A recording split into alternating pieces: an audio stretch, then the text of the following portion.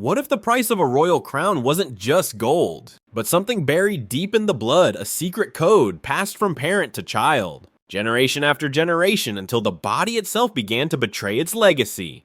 Imagine a world where the birth of a princess was celebrated with fireworks and fear, because every child was a roll of genetic dice, one loaded by centuries of family pride and desperate alliances. Tonight we descend into the darkest corridors of palaces and the silent agony behind royal portraits, counting down the most haunting cases of inbred women in history. These stories are not just about queens and empresses, they are about the human cost of power, and how the quest for pure bloodlines shaped destinies, shattered lives, and in some cases, doomed entire dynasties. By the end, you'll know the name of a woman whose family tree became a spiral, an inescapable knot of ancestry that changed the fate of a nation. Coming in at number 10, Maria I of Portugal. Born in 1734 and reigning until her death in 1860 in the grand halls of the Portuguese and Spanish courts, Maria was celebrated as a devout Catholic and the beloved mother of the people. Yet behind the candlelit grandeur lay a family legacy so tangled it would haunt her mind and body. Maria's parents were uncle and niece, King Jose I and Mariana Victoria of Spain. Both children of King Philip V of Spain, their bloodlines interwoven with the powerful Bourbon dynasty. This union made Maria's inbreeding coefficient alarmingly high, a dangerous experiment that no ordinary couple would have attempted outside the walls of royal Europe. At first, the world saw only a gentle queen, thoughtful, charitable, endlessly pious. But as the years passed, darkness crept into her mind. Maria suffered from what her doctors called melancholy, but modern scholars now recognize as severe mental illness, possibly porphyria or schizophrenia, both conditions with genetic roots. The tragedies of her reign piled high. Her husband and eldest son died in quick succession, plunging her into near catatonia. Ministers whispered about madness, while her subjects mourned the loss of a ruler who had once seemed touched by grace. Yet the court was no stranger to scandal. It was said that Maria's desperate prayers sometimes turned to screaming fits. Her confessor allegedly fainted upon hearing her ravings. By 1792, her condition was so grave that her son John assumed the regency, ruling in her name as she slipped into seclusion. The tragedies that stalked Maria were not merely personal, they were written in her very DNA, a warning echoing down the centuries. But that's only the beginning. The next woman on our list would live and die under an even darker shadow. At number 9, we find Joanna of Castile, remembered by history as Juana la Loca Joanna the Mad. Born in 1479, the daughter of Isabella of Castile and Ferdinand of Aragon, Joanna was a symbol of Spain's most ambitious dreams. Her Habsburg marriage to Philip the Handsome was meant to unite empires and secure the future. But Joanna's family tree was already tangled. Her maternal grandparents were first cousins, while her paternal lineage traced back to generations of close marriages among Castilian and Aragonese nobility. For Joanna, the consequences were both personal and political.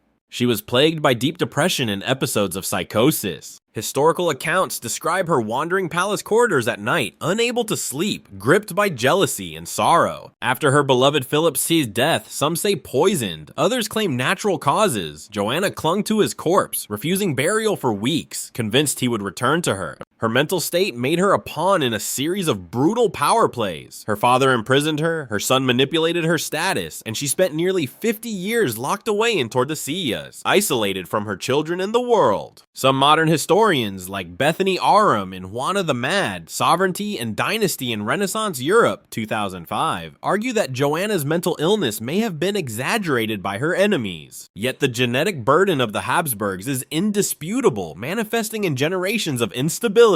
Scandal and sorrow haunted her every step, but prepare for number 8, whose fate would be sealed before she ever drew breath. Number 8 is Princess Alexandra of Bavaria. Born in 1826, the daughter of Ludwig I of Bavaria and Therese of Saxe-Hildburghausen. The German princely houses of the 19th century were a patchwork of intermarriages, cousins marrying cousins, creating a claustrophobic world where secrets festered and eccentricities were magnified. Alexandra's inbreeding coefficient was significant, with both parents sharing common ancestry with the prolific House of Wettin. From childhood, Alexandra was frail, prone to illness, and most famously suffered from a bizarre psychological delusion. She believed she had swallowed a grand glass piano. She walked carefully through the halls of the Munich residence, terrified she might shatter. Physicians of the time were baffled, labeling her condition as monomania. Modern psychiatrists speculate it was a form of schizophrenia or severe obsessive-compulsive disorder, likely amplified by her genetic heritage and the suffocating strictures of royal upbringing. Her life was marked by solitude. Alexandra never married, shunning suitors and social events, instead devoting herself to literature and the church. In private, her family mourned her gentle madness, a symptom of both her bloodline and the expectations placed upon her as a Bavarian princess. Her story is a quiet tragedy, but next comes a tale of birth, death, and revolution. Prepare for number 7. The 7th slot belongs to Marie-Thérèse Charlotte of France, the only surviving child of Louis XVI and Marie Antoinette, born in 1778. The Bourbon bloodline was one of Europe's most intensely inbred uncle-niece and first-cousin marriages abounded, intertwining the fates of France, Spain, and Austria.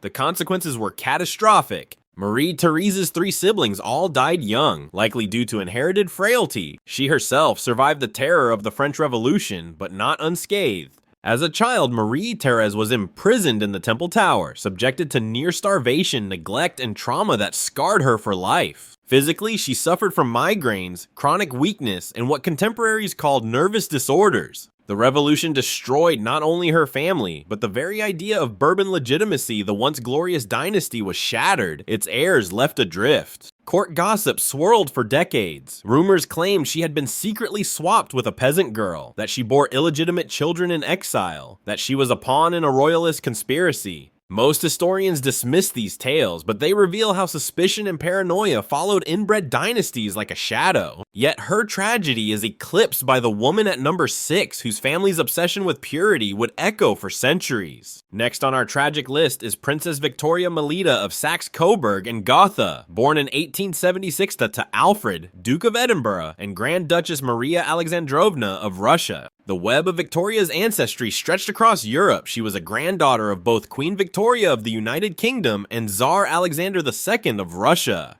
Cousin marriages were the rule, not the exception. Her parents were double first cousins, and Victoria herself would marry and later divorce her cousin Ernest Louis, Grand Duke of Hesse. The fallout of these unions was painfully clear. Victoria's first daughter, Elizabeth, died at 8 from typhoid, but the shadow of hemophilia, an often fatal blood clotting disorder, hung over the entire family, a genetic curse passed through Queen Victoria's descendants. Victoria Melita's life was marked by divorce scandals and exile, as the European order crumbled after World War I. Her story is a testament to how royal ambition, fueled by inbred alliances, could not withstand the tides of modernity. And yet, the devastation of her family pales before what awaits in number 5, a princess whose very birth foretold doom.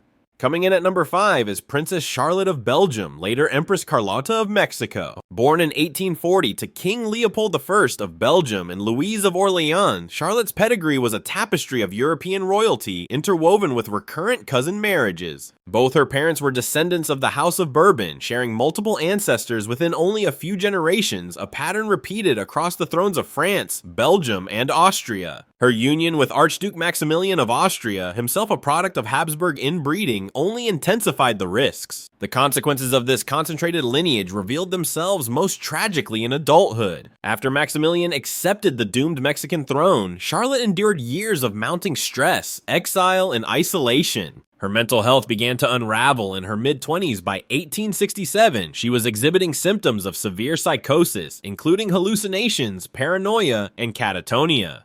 Many contemporary physicians blamed the strain of revolution, but modern geneticists and historians, such as Edward Shawcross in The Last Emperor of Mexico, 2021, point to the family's genetic fragility. Charlotte would spend the last 6 decades of her life in seclusion, cared for by relatives, her royal bloodline a bitter inheritance. The scandal of her mental collapse shocked Europe. Rumors swirled that she had been poisoned, that she was possessed, that her madness was divine punishment. None could save her from the fate sealed at birth, a fate far from unique in royal houses. The next figure at number 4 lived a life even more shaped by her ancestors' choices. Number 4, that is Infanta Maria Ana of Spain, born in 1606 to Philip III of Spain and Margaret of Austria. Her parents, both Habsburgs, were uncle and niece, a union designed to cement dynastic power, but one that funneled centuries of shared genes into a single generation.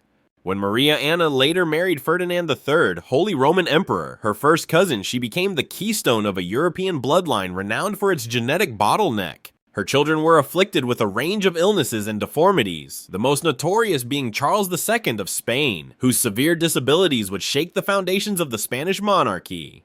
But Maria Anna herself lived with constant migraines, frail health, and repeated miscarriages, silent testimonies to the cost of inbreeding. Historians, including Jeffrey Parker in Imprudent King, A New Life of Philip II, 2014, have traced the dynasty's unraveling to this period, when political ambition outweighed all caution. Court life under Maria Anna was a landscape of secrets and control. She enforced strict religious observance, oversaw elaborate rituals, and, some whispered, used spiritual visions to influence policy. Her faith was unshakable, but her bloodline would become a cautionary tale across Europe. The next entry, number 3, takes us further east to a woman whose every step was watched and weighed. At number 3 stands Alexandra Fyodorovna, last Empress of Russia, born as Alex of Hesse in 1872.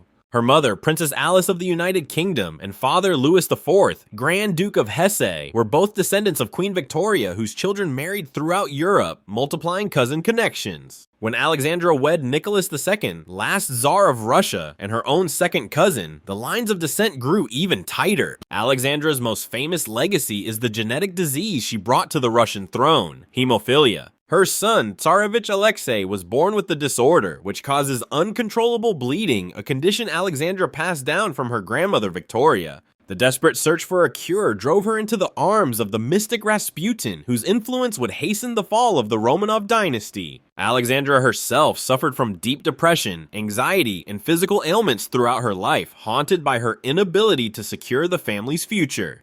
The scandals were legion, rumors of affairs, Rasputin's sway, the court's suspicion that Alexandra was a German spy during World War I. Her faith and desperation isolated her, and in 1918, the entire imperial family was executed. As Simon Sebag Montefiore details in The Romanovs, 1613 to 1918, 2016, Alexandra's story is the tragic culmination of generations of royal inbreeding, a drama played out on the bloodstained stage of Russian history. But the story grows even darker as we turn to number 2. Prepare for number 2, Princess Sophie Dorothea of Prussia, born in 1719 to Frederick William I of Prussia and Sophia Dorothea of Hanover. The Hohenzollern and Hanoverian families were bound by a web of cousin marriages, each generation tightening the thread. Sophie Dorothea's own parents were first cousins, and her marriage to Frederick William, Margrave of Brandenburg-Schwedt, was another link in the chain of consanguinity. From the beginning, Sophie Dorothea was described as frail and anxious, prone to melancholy and fainting spells. Her married life was plagued by constant miscarriages and the deaths of several children in infancy, a common fate among highly inbred royal lines. She withdrew from public life, devoting herself to religion and charity, but the strain of expectation and repeated personal tragedy left her broken in body and spirits. Her court was a stage for whispered scandals. It was rumored that her husband sought comfort with ladies in waiting, and that Sophie Dorothea herself became obsessed with religious visions. The truth was far less salacious, but far sadder. A woman trapped by birth, forced to endure a lifetime of grief, shaped by decisions made generations before her. Only one story remains, more haunting than all the rest, a tale where the legacy of inbreeding reaches its catastrophic peak. Coming in at number 1 is Maria Antonia of Austria, better known as Maria Antonia Josepha Johanna. Born in 1755 and crowned forever in history as Marie Antoinette, Queen of France. But beneath the powdered wigs and diamond tiaras, her bloodline was a labyrinth of repeated connections, one of the most concentrated royal pedigrees ever recorded. Maria Antonia was the 15th child of Empress Maria Theresa of Austria and Emperor Francis I, both direct descendants of generations of Habsburg inbreeding. Their ancestors were entangled through uncle-niece marriages, double first cousins, and nearly every other permutation of kinship that royalty could invent. Scholars such as Eduardo Rosa Medina, writing for the European Journal of Human Genetics, 2004, have mapped the family trees. In some lines, the same ancestor appears more than 20 times in just 5 generations. The consequences of this genetic entanglement were profound. As a child, Maria Antonia was frail and frequently ill, suffering from respiratory infections and recurring fevers that baffled her doctors. Her siblings fared even worse. Out of 16 children, only 10 survived childhood, and several were plagued by chronic illnesses and disabilities. The most tragic legacy of her bloodline, however, played out in the next generation. After her arranged marriage to Louis Auguste, later Louis XVI, Marie Antoinette struggled for years to conceive. The couple endured humiliating public scrutiny as France waited anxiously for an heir. When children finally arrived, the pattern of loss continued. Her eldest daughter, Marie-Thérèse, survived, but her younger children died in infancy or childhood, likely victims of the same genetic vulnerabilities passed down through centuries. Marie Antoinette's suffering did not end with her children's. Plagued by migraines, insomnia, and what contemporaries called nervous fits, she sought solace in extravagant entertainments and the company of friends, sparking rumors and envy throughout the Versailles court. Political disaster soon followed. As France collapsed into revolution, Marie Antoinette became a symbol of all that was wrong with the monarchy. A foreigner, an inbred Austrian, blamed for every misfortune that befell the realm. Her trial was a foregone conclusion, her execution inevitable. But beneath the spectacle lay a deeper tragedy. The royal quest for pure blood had led not to strength, but to ruin. In Marie Antoinette, centuries of ambition and intermarriage had converged to create a woman uniquely vulnerable to both human frailty and the pitiless gaze of history.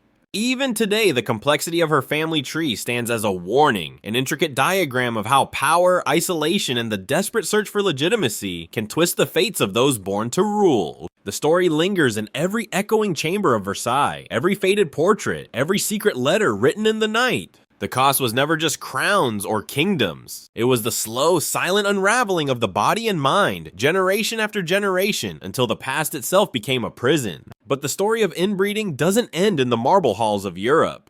Even as monarchies fell, the consequences of closed circles would continue into the modern era, far from royal courts, but just as devastating. In the late 20th century, the world learned the story of Lorraine Whitaker, born in 1948 in rural Appalachia. Her parents were double first cousins, meaning both sets of grandparents were siblings. Medical researchers and social workers who documented the Whitaker family found a staggering array of genetic disorders, intellectual disability, facial deformities, and severe physical limitations. Lorraine's life became the subject of clinical studies, and the case drew national attention to the dangers of consanguinity in isolated communities. Unlike the royals, there were no courts or crowns, only the harsh reality of poverty, lack of education, and limited access to care. In another notorious case, a woman identified by the pseudonym Kimberly Colt was born in the United States in the 1980s to parents who were siblings, both products of multi-generational incest. The consequences were devastating. Kimberly was born with profound developmental delays, brittle bones, and an immune system so fragile she required constant medical intervention. Journalists and sociologists, including those cited by the National Society of Genetic Counselors, have debated the ethics of reporting on such cases, but the science is closed. Genetic loops do not discriminate by class, geography, or era. Society's reaction has shifted over time. While royal inbreeding was once hidden behind gilded doors, modern cases have prompted legal intervention and intense public scrutiny. Documentaries such as The Wild and Wonderful Whites of West Virginia have drawn attention to the psychological toll on families caught in these cycles. Laws against incest are now firmly enforced in most countries, and genetic counseling is widely promoted to prevent tragedies before they begin. Yet the legacy of inbreeding endures, sometimes in the form of rare diseases, sometimes in the silent suffering of individuals never known to history. Science continues to uncover new links between consanguinity and genetic disorders, underscoring the need for education and compassion, not judgment. For every famous empress or tragic Appalachian child, there are countless others whose stories remain untold. When we reflect on these women, from the opulent misery of Versailles to the forgotten corners of modern America, a chilling pattern emerges. The pursuit of power and purity, whether for the sake of dynasties or simply survival, can exact a price that echoes long after the original decision is made. These are not merely tales of the past, they are urgent reminders for the present. Would you trade the promise of a pure bloodline for the risk of suffering physical, emotional, generational? The science of genetics gives us new tools and new responsibilities, but the old temptations remain. We shape the future not just by the choices we make for ourselves, but by the legacy we leave in our children's veins. If you've found this journey through history's darkest family secrets thought-provoking, we invite you to share your thoughts in the comments below. Like and subscribe to our channel for more in-depth stories that challenge our understanding of power, family, and the human condition. Your voice is part of this conversation. Join us as we continue to explore the past and its lessons for tomorrow.